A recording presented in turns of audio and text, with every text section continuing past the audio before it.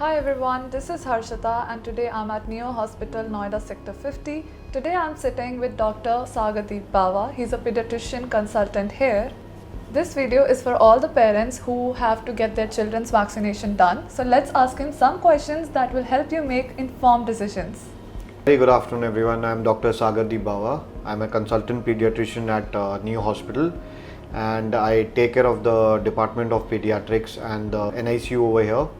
आप सबको ये बताना चाहूँगा कि जैसे कि हमारे न्यू हॉस्पिटल में हम लोग सारे वैक्सीनेशंस रखते हैं और ये सारे वैक्सीनेशंस हमारे यहाँ किए जाते हैं। यदि आप अपने बच्चों के वैक्सीनेशन कराना चाहते हैं और आप चाहते हैं कि आपके बच्चों की वैक्सीनेशन जर्नी जो है वो स्मूथ रहे, तो आप हॉस्पिटल से कंसल्ट कर सकते हैं और मेरी ओपीडी की टाइमिंग सोमवार से शनिवार सुबह 11 से 4 बजे तक रहेगी। वैक्सीन्स क्या होती हैं, इन बच्चों को क्यों लगानी चाहिए? ये बहुत अच्छा सवाल है कि वैक्सीन क्या होती हैं। If I explain it in simple language, vaccines एक बायोलॉजिकली एक्टिव सब्सटेंस होते हैं कि जो हम हमारे शरीर में आर्टिफिशियली जहाँ इंजेक्ट करते हैं और जिससे कि हमारी जो बॉडी है वो एक पर्टिकुलर डिजीज़ के अगेंस्ट प्रोटेक्शन या एंटीबॉडीज़ बनाती हैं।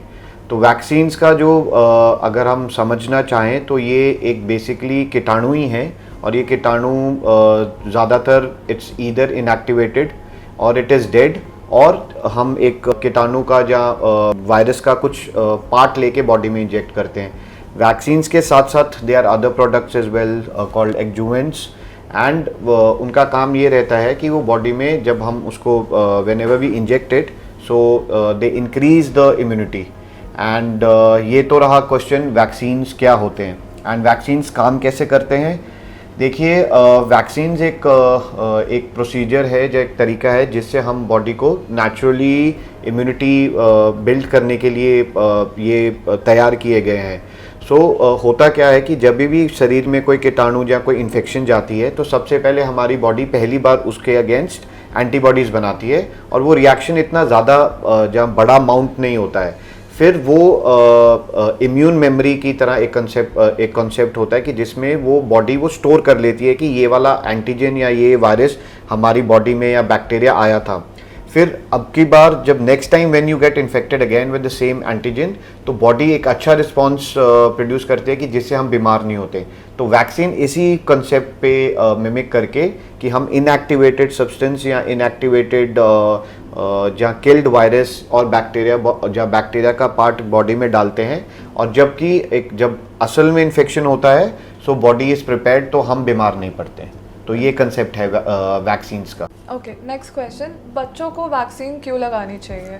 हम सब जानते हैं कि जब बच्चा जब पैदा होता है और when there is a newborn baby तो उसका इम्यून सिस्टम जो है कि कमज़ोर रहता है। तो उस प्रकार से बहुत सी प्रकृति में या वातावरण में बहुत सारे ऐसे कीटाणु हैं कि जो हमें दिखते नहीं है बट हैं, और ये बच्चों को बहुत गंभीर बीमारियां कर सकते हैं। तो इसलिए हमें जो है कि ये वैक्सीनेशन लगाना ज़रूरी है ताकि हम बच्चों को आने में फ्यूचर में बच्चों का जो उनका वो सेफ कर सके। अभी यदि एक छोटा सा उदाहरण दूं तो आप ये मानिए कि नॉर्मली अगर बच्चा बीमार पड़ जाए, जो उसको निमोनिया हो जाए या कोई भी बीमारी हो जाए जिसके अगेंस्ट वैक्सीनेशन अवेलेबल है, तो माँ बाप के साथ साथ बच्चे को भी कितनी परेशानी होती है कि आपको हॉस्पिटल में स्टे करना है, there are lots of bills to pay for the hospital, and apart from that वो बीमारी के अपने side effects.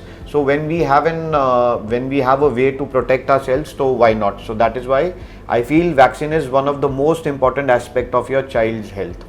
डेफिनेटली। क्या क्या स्केड्यूल्स अवेलेबल हैं? जी, करंटली अगर हम देखें तो इंडिया में वी आर फॉलोइंग 2 स्केड्यूल्स, जहाँ ऑलमोस्ट सारे कंट्रीज़ में ऐसे ही स्केड्यूल होते हैं। एक प्रोग्राम है जो गवर्नमेंट ऑफ इंडिया के द्वारा दिया गया है, that is called national immunisation schedule, and और उसके अलावा एक अकेडमिक ऑफ पीडियाट्रिक्स ने एक स्केड्यूल दिया है, that is your Indian academic of paediatrics और द IAP स्केड्यूल।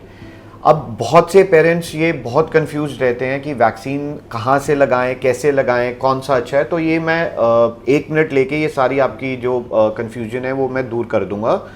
जो हमारा नेशनल इम्यूनाइजेशन स्केड्यूल है ये बेसिकली गवर्नमेंट द्वारा या सरकार द्वारा बनाया गया है और ये एब्सोल्युटली फ्री प्रोग्राम है। तो इस प्रोग्राम में हमें बेयर मिनिमम जो वैक्सीनेशन रिक्वायरमेंट है वो पैन इंडिया वो सब बच्चों को फ्री मिलती है। और दूसरी तरफ जो आपका आईएपी स्केड्यूल है, जहाँ एकेडमिक ऑफ पीडियाट्रिक्स स्केड्यूल है, ये अभी तक इंडिविजुअली बेस्ड, मतलब हर एक बच्चे की अपनी इंडिविजुअल बच्चे के बेस में बेस्ट अवेलेबल प्रोग्राम है। और आईएपी प्रोग्राम्स में कुछ वैक्सीनेशन एडिशनल भी ऐड करी गई हैं जो कि नेशनल इम्यूनाइजेशन स्केड्यूल में नहीं है। उसका द गवर्नमेंट इम्यूनाइजेशन का जो मेन मोटिव है वो है कि एक कॉस्ट इफेक्टिव वे में पूरे कंट्री को इम्यूनाइजेशन या वैक्सीनेशन प्रोवाइड किया जाए। और आईएपी का जो पर्पस है वो ये है कि एज एन इंडिविजुअल अपने पेरेंट्स अपनी क्षमता के हिसाब से आप वैक्सीन जो हैं वो जो अवेलेबल वैक्सीन हैं वो आपको मिले। Oh, great. Thank you, everyone.